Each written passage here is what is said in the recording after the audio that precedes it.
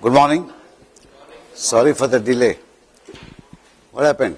People have yet to come, or that's all? That's all. Okay, fine. Today we are going to discuss some more applications on multidimensional arrays. More specifically, we will start by looking at the simpler problem of matrix multiplication, and then we will look at a special matrix called magic square. Finally, we will discuss an important and useful and interesting application of two-dimensional arrays in representing digital images or digital photographs, with which most of you would be familiar. We will specifically discuss the notion of histogram of a digital image, histogram equalization techniques, and how do you get a better quality image after doing that processing. So this is the matrix multiplication problem. All of you are familiar with matrix multiplication. So the two matrices which need to be multiplied need to be multiplication compliant, meaning that there should be a common dimension. If one matrix is m by n, the other matrix should be n by p. That is, number of columns in one matrix should be same as number of rows in the second matrix. And the resultant matrix will be n by n.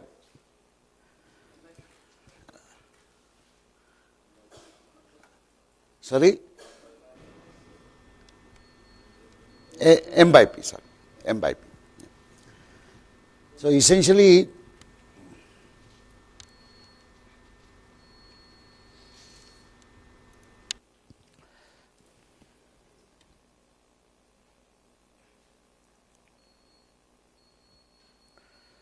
if you have a matrix, let's say with 4 columns,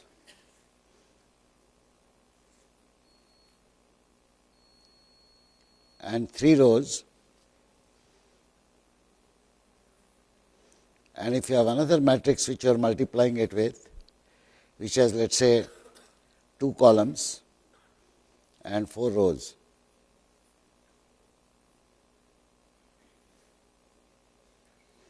then what will be the size of the resultant matrix?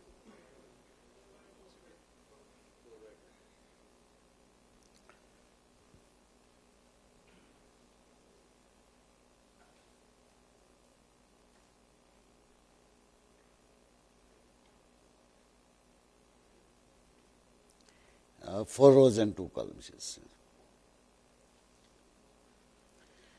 So essentially, the way you will calculate is that if you are calculating, let's say, this element, then this element is row number 0, 1 and 2 and column number 0 and 1. So the way you will calculate is you will take the row number 2, 0, 1 and 2 of the first matrix, multiply each element with the corresponding element of column number 0. Agreed? So you multiply the 0th element with 0th element, first element with first element, and you sum them. Typically called the inner product of 2 vectors. You will replace the resultant element by that value, and that will be the multiplication. So this is a pretty straightforward example. And this will be the segment of the program which will do that. Notice that I am running 2 nested iterations. First, I vary I from 0 to m minus 1, which will move over rows respectively. Within that, I will iterate on j equal to 0 to p minus 1. So it will effectively iterate around columns. And finally, so these rows and columns are the rows and columns of the resultant matrix, for each of which I will be calculating a value I comma j. And the way that value is calculated is I set that value to 0, it's like summation set to 0, and then over the common dimension k equal to 0 to n minus 1, I will multiply aik and bkj and accumulate it in the sum. So this is how you will get this. The problem and the solution is very simple and straightforward. What I would like to emphasize is that you have to be careful about how you handle the indexes. In general, for one-dimensional arrays or for two-dimensional arrays, it is important to get the iterations set up correctly, and within the iterations, the use of indices correct. So it will, for example, be incorrect to use here anything like Cji, for example. Will it be incorrect or will it be correct? Suppose I said Cji is equal to Cji plus this. Will that be correct? Think about it. The best way is to take a simple 2 by 2 matrix, another 2 by 2 matrix, see what happens when you implement your logic by using an algorithm where indexes are used differently. In general, any use of index should be verified by hand computation of a simple example to confirm that your calculations are correct. Incidentally, such an algorithm may work correctly with some additional modification if necessary, but what it will do is it will accumulate the sums different. We'll now look at a magic square.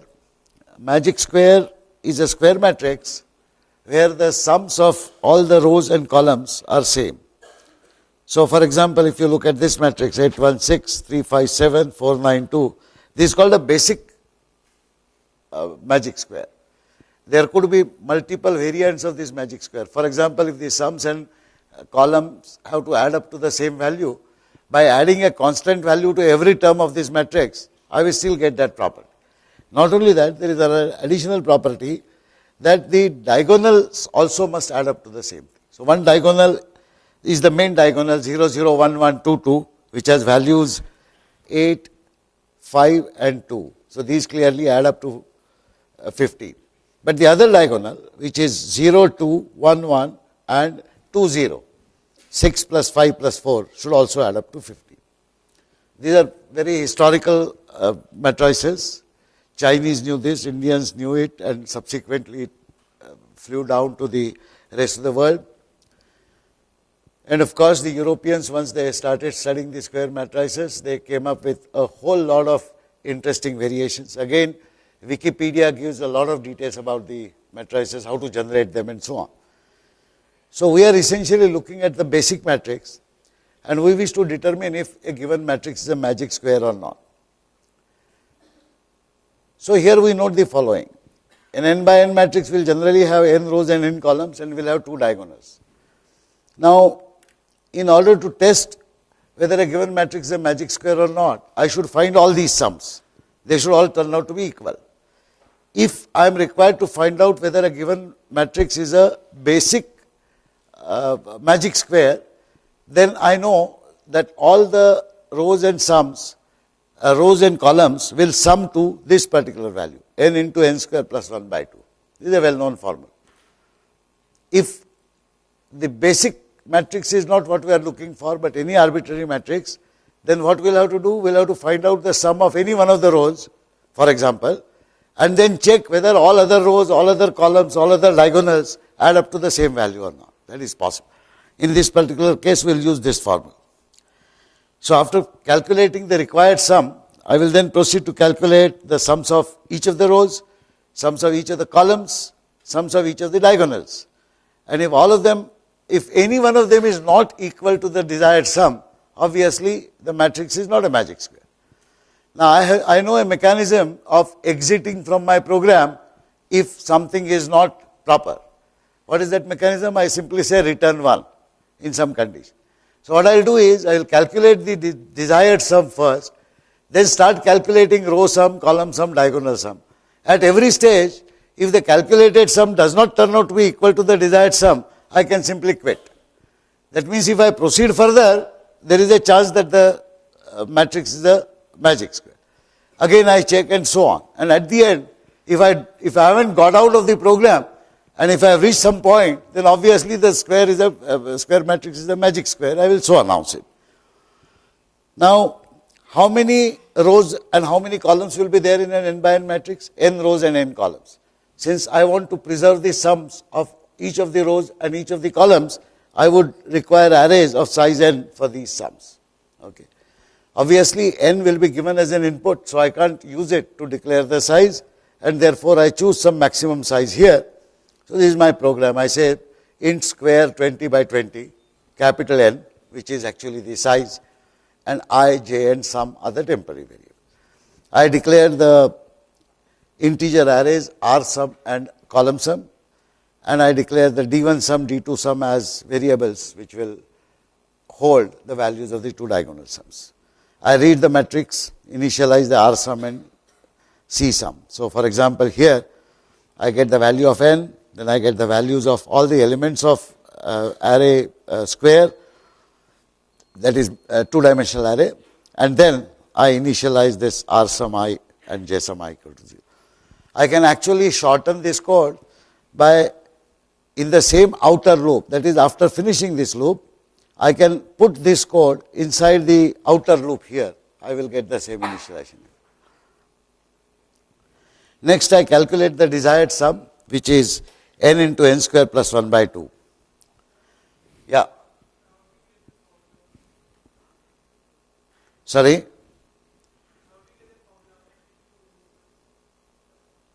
Oh, how do you get this formula? From Wikipedia. It's an important point that he makes.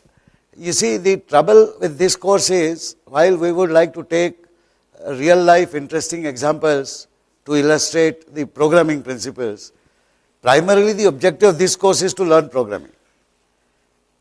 And any problem that you take, that problem alone could have so many variations, so many important aspects, that to discuss all of them would be near impossible. So what we will do is, we will highlight the basic features, we will make a note of the reference in which more details are declared or are available, so you can search for them and accumulate more knowledge about it. But primarily we will focus on how to convert that into program. So I leave that as a mathematical exercise, not a programming exercise. How do you get this formula? It's an interesting exercise. Okay. Now, this is the first of the loops that I run to calculate the row sums. So I run it from I equal to 0 to n minus 1, j equal to 0 to n minus 1 again. And in the inner iteration here, I accumulate the sum for R sum I. I is varied outside. So for I equal to 0, for example, this will accumulate the sum for 0th row, all columns. If this sum in the same outer iteration of I, if this sum is not required sum, then obviously this square is not a magic square. I so declare and I say return 1. The point to be noted is my program will not proceed further if the first row sum itself or the second row sum or the third row sum is not correct. If I come out here at this point, then obviously there is a chance that the matrix may be still a magic square. Okay. So I go further and do exactly the same thing for column sums. All that I have done is I have used the same thing, but I have inverted the order of j and I.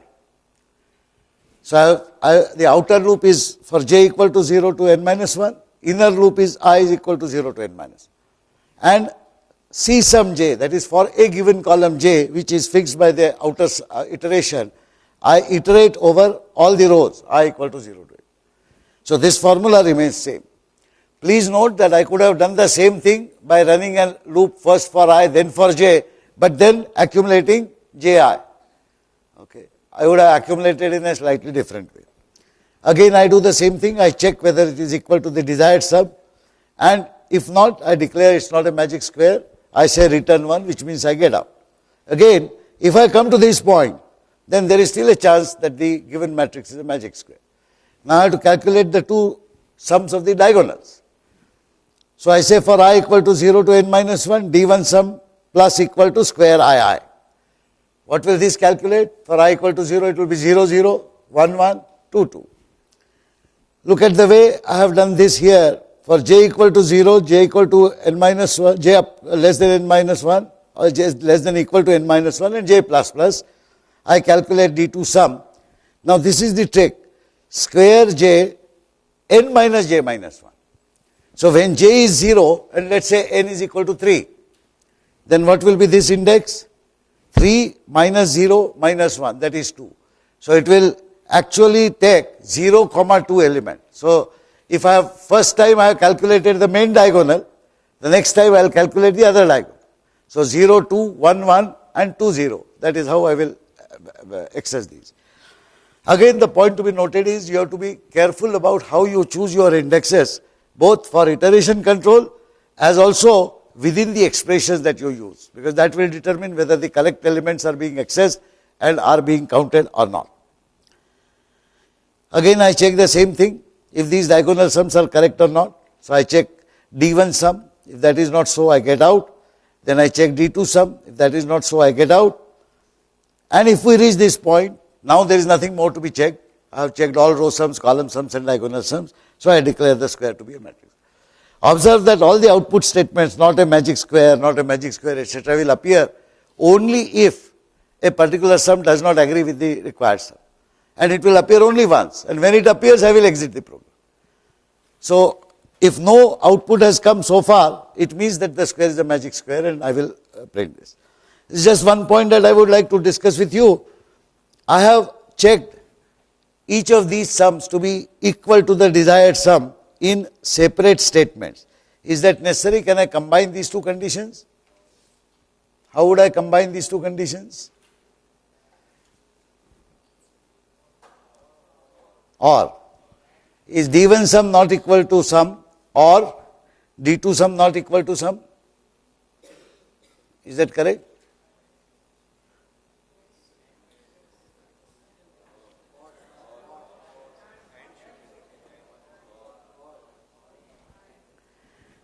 I deliberately raise this point because we are talking about combining Boolean conditions. Okay.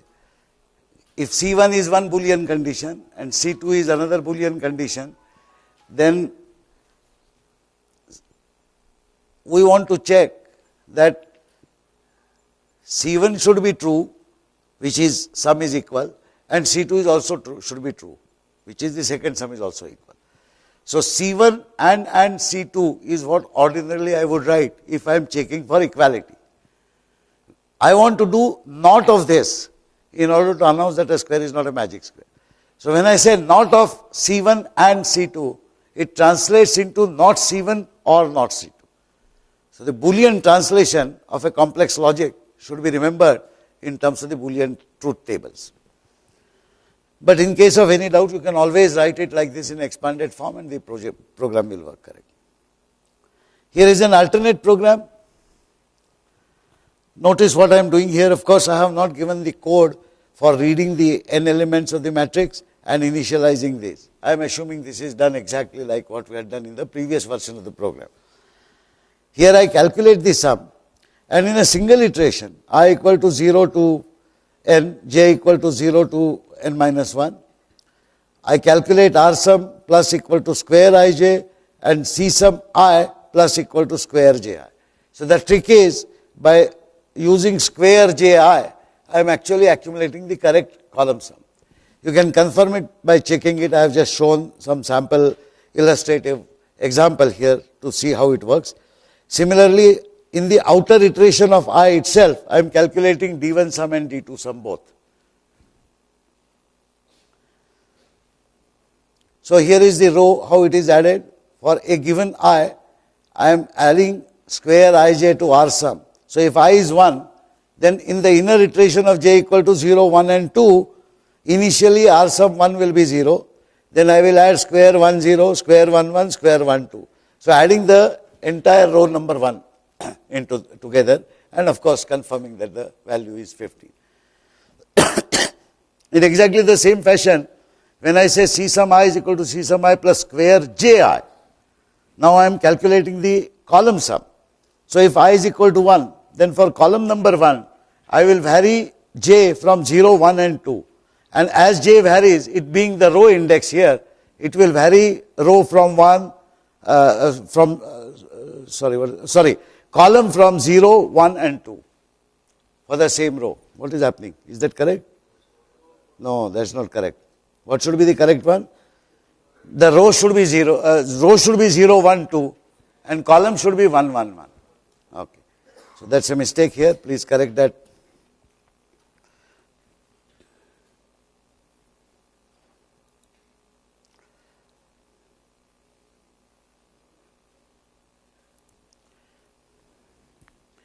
So this should actually be 0, 1. Then this should be what? 1, 1. And this should be 2, 1.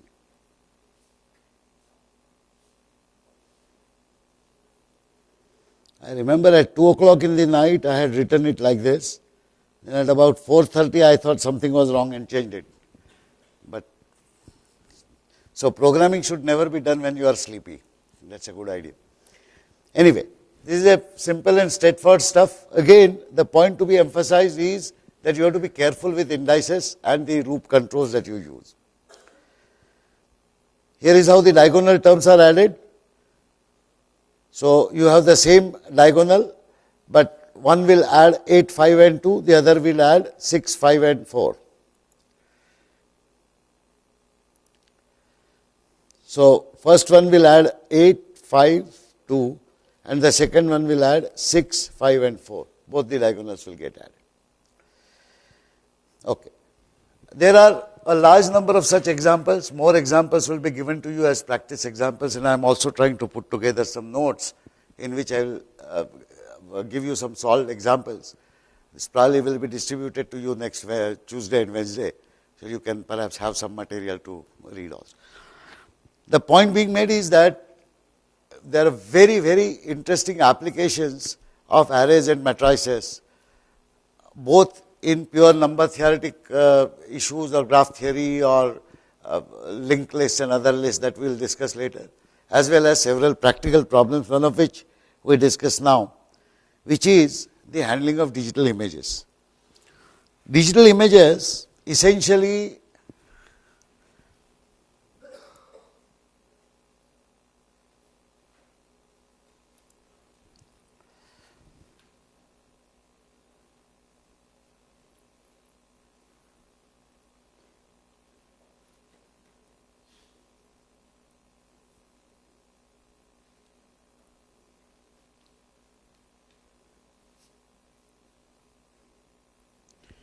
so there are points, they may be circular, rectangular, whatever, on a picture, any photograph that you see, it consists of large number of points.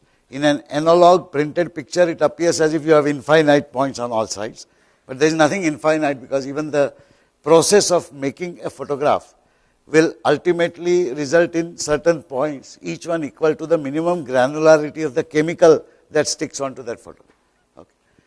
Each point represents the intensity of light that is reflected to your eyes. That is how you see something as red, something as blue, something as green, or whatever. So effectively you can consider an image to be a collection of picture elements. These picture elements is called a pixel. This is the technical word that is used. A picture element is a value which is representative of the intensity of light at that particular point. And such values of intensities together form the total image. So earlier when we did not have digital computers or digital representation was not required, but when we started looking at representing any analog signals using digital means, we realized that we could digitize a value. So a value may be on a real line from say 0 to infinity. You can say 1, 2, 3, 4, this is how you discretize the points.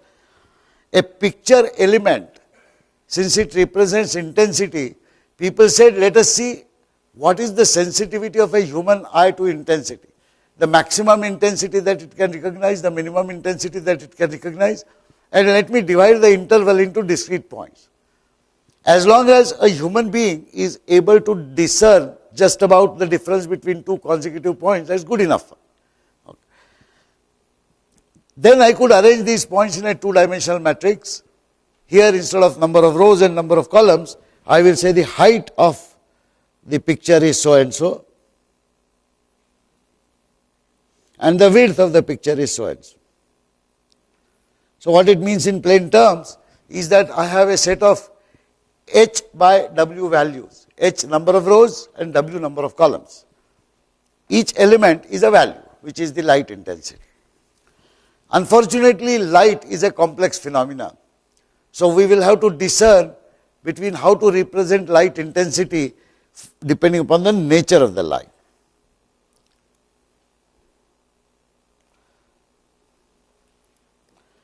So here are three possible representations which are most commonly used.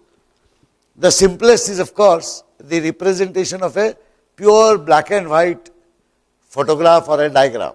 this you encounter whenever you draw lines. For example, the lines that I draw on the screen are drawn in, let's say, black, or whatever color, we take that as black. Rest of the background, we take that as white. So the entire picture consists of pixels which are either black or white. Now, since there are only two states, one bit is sufficient to represent every point. Such images are called monochrome images, and they have only two values per pixel, 0 or 1. 0 represents black, 1 represents white. In real life, however, if you take photographs, for example, black and white photographs, you see a lot of shades of grey in a black and white photograph. Now, these shades of grey have to be represented by discrete values. Traditionally, the digitization is done using a value range from 0 to 255. So, 0 represents black, 255 represents white. This is because human eye is not capable of distinguishing between grey shades other than the 0 to 255. They are considered more than adequate for human understanding of the image. There is another reason why this particular range is chosen. 128 is also actually good enough. In fact, 64 values of digitization are also sometimes sufficient. 0 and 1 is not sufficient because that will convert everything into black and white. The reason 256 values are chosen is because they can be reprinted by 1 byte. Remember, one byte is equal to 8 bits, and therefore 8 bits can reprint values between 0 to 255 if you take those values as proper unsigned integer values. Okay. How do you represent color images? Color images are said to have every pixel represented by 3 components. These 3 components are called red, blue and green, or RBG or RGB, whichever way the sequence you use. That means that every color picture point actually is emitting or reflecting 3 different basic intensities.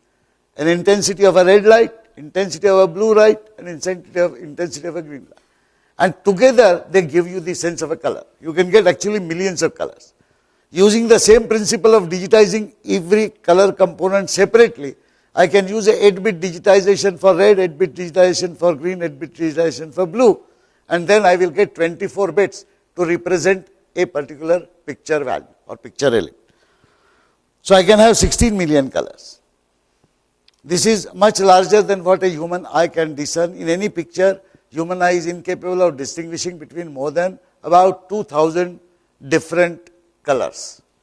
Okay, that's the known statistical limit of an average human perception, which means that this kind of thing is adequate as far as digitization is concerned. Why are we doing all this Jamela? This is to ensure that once we can get somehow these values digitized and get them inside the machine, then I can process them any which way I want. And we will see how some very interesting processing can be done on these values to give you better images.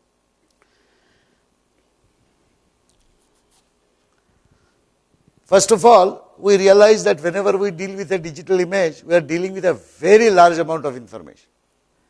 So you take, for example, a monochrome image, even a small size image of a fingerprint will have 500 into 300 bytes. For large images, a modern digital photographer would use a camera which can capture 12 million pixels, for example. A 12 million pixels means each pixel is red, blue and green. So 3 bytes at each pixel, one image will be 36 megabytes in size. In spite of having your large desk, if you stuff your desk with, let's say, 10,000 photographs, you may run out of space. Typically, mechanisms are derived in order to represent this information in a more concise form. That form is usually obtained by applying some compression technique to the original data. You take the original data and reduce it in size. Now, this reduction can be of 2 types. One is a reduction which is so mathematically well defined that from the reduced image, you can actually always construct the original image without any loss of information. Such a compression is called lossless compression. But more often than not, you will not be able to do that, or else you may not get a good compression. So people compromise with quality and use what is known as a lossy compression.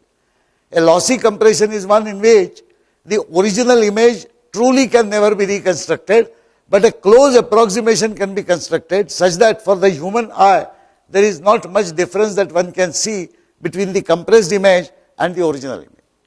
So you might have heard of an image format called JPEG.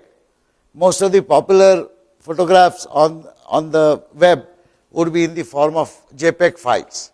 So these JPEG files are compressed images, and they will have pixel values which are represented using some compression formula. I will not go into the details of that, but here I have listed a whole lot of file formats.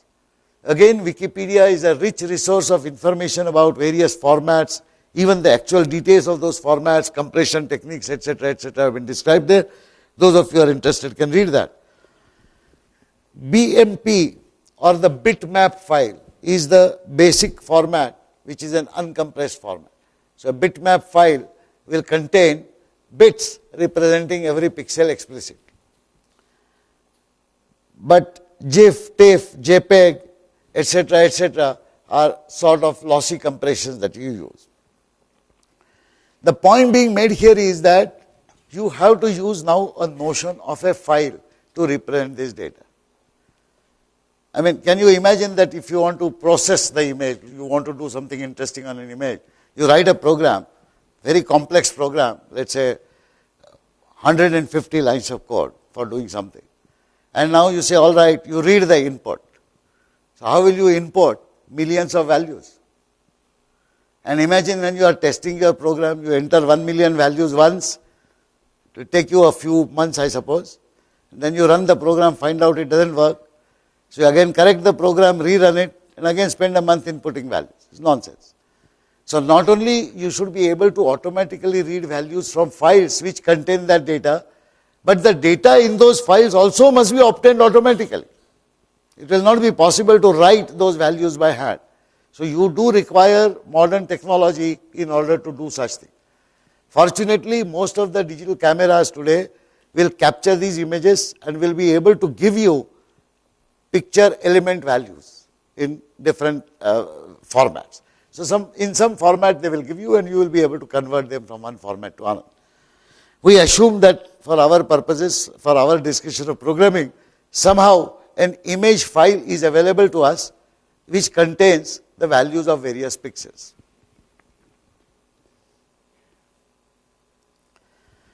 So once we have these values of digital images, we can read them in a matrix, and these matrix elements can be processed further. Assume that we are handling grayscale images.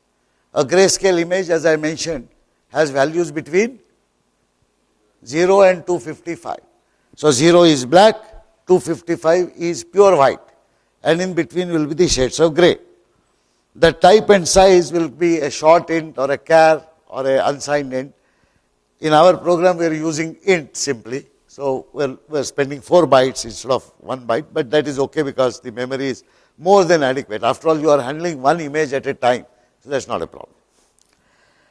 Now we introduce 2 interesting terms. One is called histogram and the other is called cumulative distribution function. These are terms from statistics. All of you know these terms or no? So histogram is essentially a frequency count. So since there are, let's say, 500 by 300 images there, each value is between 0 to 255. So the count of how many times a particular value occurs, say pixel value 58, if that occurs 112 times in the original entire image, then 112 becomes the histogram count of pixel value 58, and so on. Since there are 256 pixel values, 0 to 255, there will be 256 such counts. What is the and how do you do the counts? Well, one simple Godagiri method is that you take a pixel value 0 and start looking for pixel value 0 in the 2-dimensional array. Every time you get a 0, you add 1 to the count, another count, add, finally you get 4, 5, 10 pixels or whatever. Next, you start with pixel value 1 and so on. We shall see a easier technique which uses an important notion called associative arrays, We shall see that in the program that we will write. But essentially it is possible to calculate this histogram value. But what do we do with this histogram? Why is histogram important? So let us look at some examples. Here is a sample image. It is enlarged. It shows an 8 pixel by 8 pixel image. Ordinarily a picture element will be very small. Remember, the normal pictures will be of size 500 by 500, 1000 by 800, etc., etc. So an 8 by 8 image will be a machar image. You can't even see it. It will appear as a dot. So this is necessarily expanded for you to see how exactly the different picture elements would behave.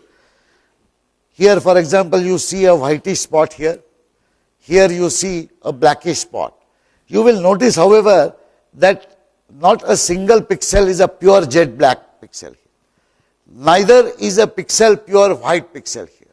So this is sort of a fuzzy kind of picture where the extremes of the pixel values are not present here. If you capture the pixel values, these turn out to be the pixel values. This is an 8 by 8 matrix. Just look at this matrix a bit carefully. 52, 55, 61, 66, 70, 61, 109, 144, etc. What is the largest pixel value that you see here? Can you quickly find out? 154. So in fact, if you go to the next image, you will see this as 154.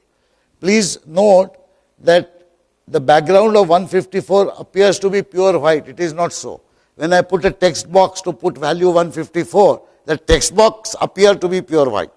But in the original image, this is the pixel. Okay. What I mean to say is that the highest possible value is 255, which does not exist.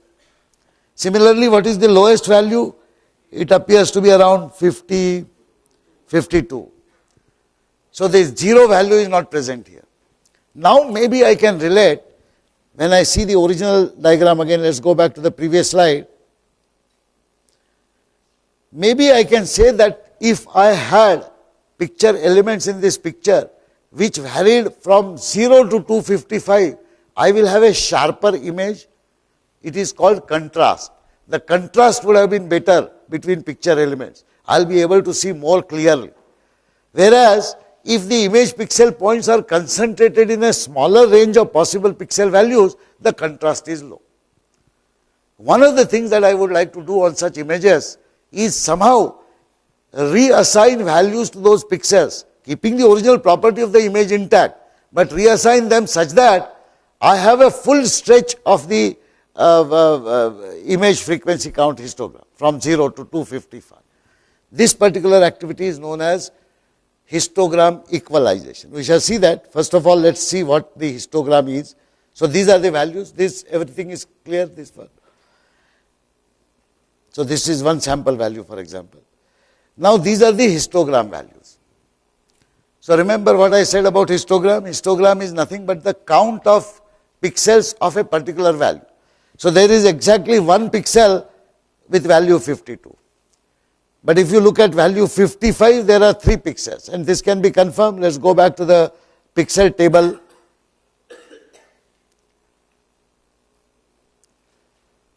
We are looking at 55. So I have 155 here. Can anybody spot another 55? Yes, it's here. And then down. And no other 55. So there are 3 55 values, and therefore the histogram table says 3 against 55. Notice that this is not a full histogram table. Wherever there are 0 values, they have not been listed. So from 0 to 51, there are pixel values are none in that, there are no pixels at that value.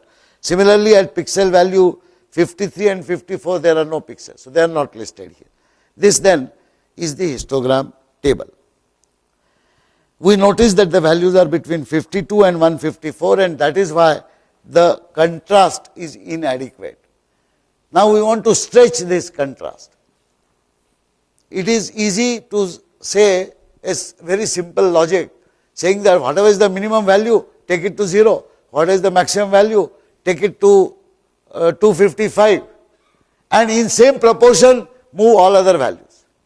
But in that same proportion, if I move all the values, then the original picture may get distorted, because there is a certain distribution of pixel values inside that. I must give credence to that distribution and retain somehow the overall distribution wherever I shift them. That is where I require some mathematical formulation. This is obtained by using what is known as a cumulative distribution function. So this slide outlines what we need to do. First, it observes that the pixels move in a very narrow range, whereas the possible values are from 0 to 255. Then can I stretch the histogram to cover all the possible values so that I will get a better contrast? So to stretch, I need a mapping. I need to, for example, as I said, take the minimum value to 0, maximum value to 255. That is a mapping. So given any pixel value, where it should go to is what I need to determine. And if I can find an appropriate mapping, then I can transform all pixels of a given image by that mapping, get new pixel values and see how that picture looks like. My job is to find out what should such mapping be. And such a mapping is obtained which is most appropriate for an image through the use of what is known as a cumulative distribution function, or CDF. What is a cumulative distribution function? Let us look at that table. A cumulative distribution function is merely the sum total of all pixels which have value up to that or less. So for example, at 52 there was exactly 1 pixel, you remember? At 55 there were 3 pixels. But total number of pixels at or below 55 are 3 plus 1, 4. So effectively I keep adding the individual pixel values to find out the cumulative total. So this, for example, at 79 when I say 48, so at or below 79 there are exactly 48 pixels whose values is either 79 or 78 or 77 or 0 or 1 or 2, whatever. When I calculate the cumulative values, I lose sight of what is the total number of individual pixel values there, but I will get this cumulative. What should be the last entry in this cumulative distribution function? That will obviously be the total number of pixels in the image, because all total number of pixels must be accounted for. So 64 pixels exist at or below 154. Okay. Now this is where I want to stretch. I want this cumulative distribution function, which is sort of a concentrated curve, whether it is normal or how, we don't care, but it's a concentrated curve in a small region. I want to stretch that histogram curve, and therefore the cumulative curve which will move like this in a concentrated region, I want to stretch it into some kind of a straight line from 0 to 255. This is obtained through the formulation called histogram equalization. Again, some of you would be interested in knowing how this formula has come about, so I will not discuss that. Wikipedia will tell you, and Wikipedia will give you additional references, but those of you who are interested in processing of digital images should certainly read those references. It's absolutely interesting stuff. This is the equalization formula, that if there is a value V of a existing pixel in an image, where does it go to? That mapping H of V is given by this. So it is round of cumulative distribution function for that V minus the minimum of cumulative distribution function divided by m into n minus CDF min. Okay. So what is the minimum value of CDF? 1. So I will put that as 1 here. Let us say I want to convert this equalization formula for my monochrome image of size 8 by 8. Since it is 8 by 8, my m equal to n is equal to 8. So this m into n becomes 64. CDF min is 1. This becomes 63. L is the total number of pixel values in the histogram. So 256 values minus 1. And I calculate this. This will turn out to be a fraction, proper fraction. I calculate it to the best accuracy that I can and then round it. That will give me the new value for this pixel. So here is an example. The cumulative distribution function for pixel value 78 happens to be 46. Okay. So a pixel value 78 will be equalized using this formula. The H78 goes to round off 46 minus 1 by 63 multiplied by 255, this fraction multiplied by 255. When I round it up, I get 182. What it means in plain English is that if in the original image I had a pixel with value 78, that value will now become 182. But this 182 has not been arbitrarily obtained by some kind of a linear extrapolation or interpolation.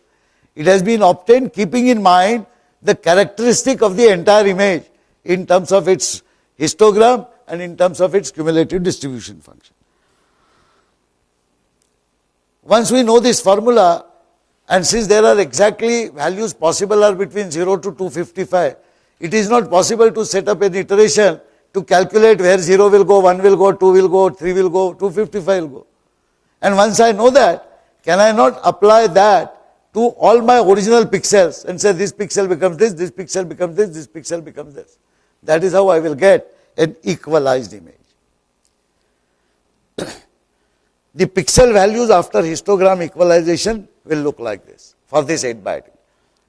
Observe that the lowest value is 0 and the highest value, it was here somewhere, 255. Okay. And all other values have been appropriately stretched, but they are stretched as per some logic which takes into account the nature of the image. It is not done arbitrarily. This is how the contrast enhanced image will look like. Same image 8 by 8, you apply this formula.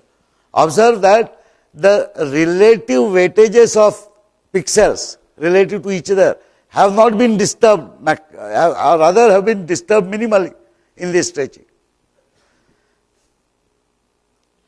This shows both images side by side. You agree that the second image is better in terms of visibility and clarity. Here is another image. This is a grayscale image of a scene. It's a photograph of some nice meadows, there are some trees and whatever. But again you will observe that this picture suffers from the same lacuna. That is, its contrast is very low. Its contrast is very low because this is the histogram. The histogram is all located in the region from somewhere between 120 to 200. All points are between them. And this curve that you see is the cumulative distribution function. Okay. So there are very few pixels, there are no pixels in fact below 128. But cumulatively these pixels add up like this, and around this point they become maximum. Again there is nothing significant added. What I would like to do is, I would like to see this cumulative distribution function, which is this curve, to be something like a straight line here. Go from 0 to something and correspondingly stretch the histogram. So this is how I would like an equalized histogram to look like. As a matter of fact, if you apply that formula, this is exactly what it attempts to do. It stretches the histogram, and therefore the cumulative distribution function becomes like this. But it stretches the histogram while retaining its natural shape. That is how the picture is not distorted, only the contrast is enhanced. If you do that and do the equalization, this is the picture you will get. So you agree that this picture is clearer? Now we come to the programming task. We want to start with this picture. So that means assume that picture element values are there in the file. So I should be able to read the entire file. I already know how to read data from file. How do I read it? Input redirection. So I dot slash a dot out. Okay, I will less than picture data something. And in that picture data file, I'll possibly have the value of m, value of n, and then m by n pixels in row major order. The standard way in which I would input any other matrix. So I can read that entirely. After reading that, I will have to calculate the histogram and I will have to calculate the cumulative distribution function. Having calculated that, I will have to calculate the mapping function. where does each point in the original picture element go to the new picture. So having calculated that, that equalizing factor is nothing but one which will actually give me this kind of histogram and cumulative. And I apply that equalizer factor. Take a pixel from here, convert it using that formula to new pixel. Take another, do that. I will get this picture. So programming wise also it does not appear to be a very complex task. I have to calculate histogram, I have to calculate cumulative distribution function, I have to calculate the transformation or mapping function and apply it to get these values. Okay. Incidentally, if you take, some of you at least would have used modern digital cameras, and many of you would have used picture editors, the picture editor software on the machine. You can actually take a picture and click somewhere to get its histogram. And you can actually play with the histogram. And as you change the histogram nature, the picture changes. What is happening is, at every instance you change the histogram nature, all these computations are being done internally and a new picture is being presented. That is now possible because the speed with which the computations can be done inside the machine. In fact, many of these algorithms are actually embedded, written in C, C++ by the way, converted into embedded systems into the microprocessors which are inside the digital camera. So on a digital camera itself nowadays, you can see a photograph, you can press some button, you can see a contrast, you can actually match the contrast and store the final value. Somebody like you must have written those programs also. So let us look at some programming details now here. First of all, how do I calculate entries in the histogram table? As I said, there are multiple ways of doing that. First of all, I will set up an array of 256 elements. 0 will count the number of pixels at 0 pixel, 1, 2, 3, etc., etc. Here it shows the final count. How do I get the final count? There are two ways. One is, let's say I am looking at 68. So I will examine each pixel in turn. Is there any 68, 68, 68, 68? I find one here. So I increment the count by 1. Initially I start with 0 here. Then I keep looking. Is there another 68? Yes, here. So I will increase that count. Is there another 68? Yes. Now the count becomes 3. Another 68? Yes. The count becomes 4. Another 68 in here? Yes. Count becomes 5. Another 68? No. That means for every pixel value I will have to scan m by n elements. But there is a better method to solve this issue. The better method is that if I see that I have maximum values between 0 to 255, which also happen to be the indexes of the rows or the elements inside this array. Why not I do one thing? I start with an array, I initialize the entire array to 0 first. Now, I don't look at individual pixel values at all. I simply start examining the pixels in my matrix. I take the first pixel. What is its value? 52. Now what I do is, I go to the element number 52 in this array, somewhere here. That is where I have to add 1 to the count. So effectively, it is as if I have 256 counters. All of these counters are set to 0. Now any pixel value I examine, I go to that particular counter and increase that counter by 1. That way when I finish examining all the pixels, all the counters would have been appropriately increased. Using a value in an array as an index of another array is called associativity. I am associating value inside some matrix as an index in some other matrix. So the value here 52, 55, 61 is working out to be an index of the corresponding counter here. So which counter will I increment? Suppose this array is, let's say, histogram array. Then histogram j. What would that j be? That j will be the value of that element itself here, the image value. This is how it is done. This is a program which does the histogram equalization. I'll put these slides on the Moodle so you can read the comments and so on.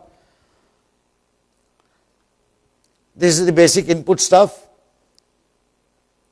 So I calculate the image 500 by 500, rather an array, I define a two-dimensional matrix for image and new image, and observe that I have three arrays: histogram, CDF, and equalizer. Equalizer is that mapping function for each picture value that I will need to find out. This is just an input statement, so I will read all the image values. Of course, you can always add validations. Each value should be between 0 to 55, otherwise you will have a problem. I initialize all table elements to 0, okay, because I want to use these as accumulating sums, okay, all these counter values. Now observe how the histogram table entries are calculated. An iteration for I equal to 0 to m minus 1 and j equal to 0 to n minus 1, cover all pixels. Every time I look at a pixel, whatever its value, image ij, I use it as an index to the array histogram and add 1 to it. This is the simple principle of associative.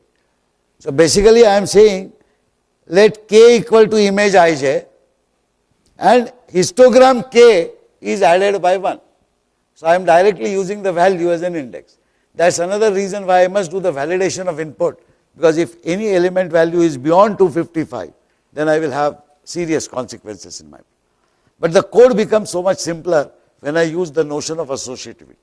So this is something I would like all of you to appreciate and understand. It is possible, and it is to our great advantage. It simplifies programming. If wherever feasible I can use the value of something as an index of another array directly.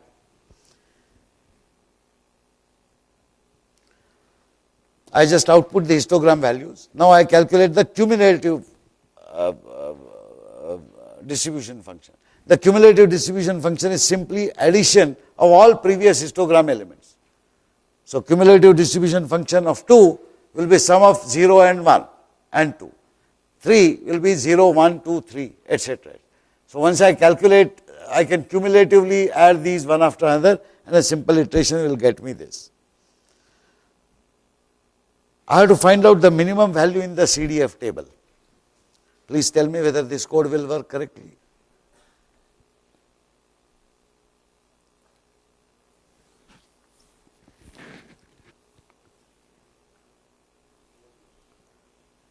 Okay. Anybody else? I want you to concentrate only on this portion of the code below, these 4 lines. You would have done this umpteen times, finding out maximum, minimum of an array. I am trying to find out the minimum of an array and asking whether the code will work correctly. Slowly it is dawning on people that there is something wrong. So what is wrong?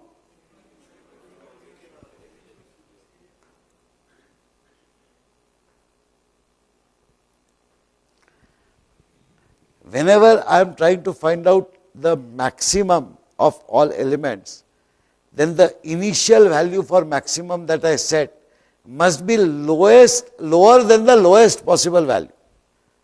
So if I am looking at positive integers, I will set that maximum to be -1. So the first element itself will be greater than that, and subsequently the comparison will yield the maximum. If I am trying to find the minimum, I must set the initial value of minimum to be higher than the highest possible value in that array. Then only I will get correct minimum. I have done a mistake here. I have set it to 0. So what should it be ideally? Sorry? Yes, 256 or 10,000, something which is beyond the possible range. Okay. So when you are finding the minimum, you start with the highest value, and you are finding out the maximum, you start with the lowest value. And the lowest and highest should ideally be outside the range of possible values, so that you get the correct value. Okay. Next, I can calculate the entries in the equalization table. Observe that the equalization table entries again use the same formula that we have seen earlier. That formula is from Wikipedia. I am using CDF I minus min divided by m into n minus min multiplied by 256 minus 1, converting it into a float, this higher quantity. before I do the division. Why am I using this float, and what is the meaning of this float? Whenever for any value I put in parenthesis a type declarer. Ordinarily I will say int, float, double, etc. in my declaration. But I can use this name against any value in parenthesis before that value. That is known as typecasting. So for example, if I say float and then say 5, then 5 will effectively become 5.0 forcibly. That means I am actually converting a value to the desired type. It is known as typecast. Okay. When I do the typecasting, the new value of the type in which I am casting that value is what will participate in my expression. Why is that important? Let us look at the details of this particular expression. CDFI is an integer value. Min is an integer value. So the difference will be an integer value. I am dividing this by m into n minus min, which is also an integer value. Integer by integer will give you what? An integer division. Notice that in the mathematical formulation, the example that we had worked out had 0.7382, etc., etc. You will never get that if you divide one integer by another integer. So one of the two, either the denominators or the numerators, should be forcibly converted into float. There are multiple ways of doing it. You can simply multiply the top thing by 1.0. Simple 1.0 being a float, it will take any integer, convert into float, etc., etc. But this is a more elegant solution. Anyway, this is just to emphasize that we could make some very simple, silly mistakes of not realizing how the computation will be done for an expression and get into a problem. Round is a built-in function which will find out the rounded value. I am just for the sake of it, I am printing equalizer at every pixel value r. What this means again is that if there is a pixel value 52, it will become this. If there is a pixel value 78, it will become this, etc. This is my table. Now this equalizer table is what I want to apply to the original pixels. So whatever was the original value, I want to replace that value by the entry into the equalizer table. Suppose there was a pixel value 78. How will I know which value to replace it with? I will go to 78th entry here, and whatever the contents are to be put there. Again, I am using the notion of an associative array. Whatever is the value of the original pixel, I am using it as an index into my array of equalizers and collecting the value and replacing it there. So this is the code that you see here. I simply run over all the pixels from 0 to m-1, 0 to n-1. My old image value was image ij. I treat that value as an index into the equalizer array. So if image ij was 78, if you will recall, it was becoming 182 or something. Equalizer 78th element will be that 182. And that 182 will become the new value ij. And this is how I will get my new image. So is this clear?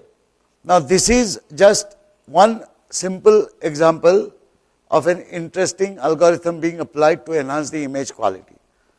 The whole world of graphics, the whole world of image processing, and subsequently the whole world of processing video clips is absolutely amazing and interesting. Those of you who are interested can actually look at a whole lot of algorithms that exist to do this. About 2 years ago, when the Aadhaar project was announced by Government of India, I happened to be teaching CS 101 and I gave a project to all the students of that class, a single project divided into multiple projects, to handle fingerprints. So this is one sample fingerprint. You all know that fingerprints are unique, but how do you compare them except for by visual examination? Traditionally, visual examination of thumbprints has what been used earlier. But you want this to be done automatically. How do you do that? So you take this one fingerprint, you take somebody else's fingerprint, and somehow you have to match these fingerprints. Can you match them pixel by pixel? Extremely difficult. There are techniques of doing that, but you see, I put my thumb like this today and slightly turn it left or right. the individual pixel disposition will be completely different. They will not match. Okay. The intensity could be a problem. Maybe I will equalize something. Okay. After a whole lot of research in this, which has come out from quite a few, I would say, centuries, the modern way of handling digital images is to characterize these images by certain features that you observe on these images. Notice, for example, there are words like this. Okay. There is a branch suddenly somewhere here. This is called an island. There are ridges. These spatial points in any fingerprint are called minutiae points, and they are characterized by the slopes of the curves around them and so on. It's a very, very interesting, what should I say, science in itself, and there are a whole lot of algorithms which are available to characterize these images. They convert these images into a set of feature points. Since images are unique, these feature points also should turn out to be unique. Okay. So either their positions or their relative values, etc., etc., and there is a whole lot of software that is available. There is a very large group of open source software for fingerprint analysis available through a national institute in the United States. They developed this fingerprint analysis software and they released it to the whole world to be freely used. Many countries use that as the base implementation for many of their programs. Here I would just like to mention to you the kind of size that you have to deal with. Imagine that you have a bank account and you get an Aadhaar number and you are asked to put your fingerprint there, and that has to be ensured that it is not somebody else's fingerprint but your own fingerprint. Imagine that about 120 crore Indians' fingerprints have been captured somewhere. Can you imagine that you put your fingerprint, it gets compared with 120 crore fingerprints somewhere else? Well, you will wait for eternity till you get your 100 rupees or 500 rupees from your ATM. That's not possible. You have to have mechanisms, you have to have algorithms, and you have to have an entire end-to-end system which is so designed and so implemented that you can at least find whether you are you or not very quickly. Whether you have to find duplicates, that's a larger problem. But you can see the kind of problem that the nation is grappling with. No other country in the world has ever attempted to give a unique identification based on this kind of biometric. We are doing that. China will probably be following. No other nation has so many people. So that's an issue that we are tackling. I will stop here. Thank you so much.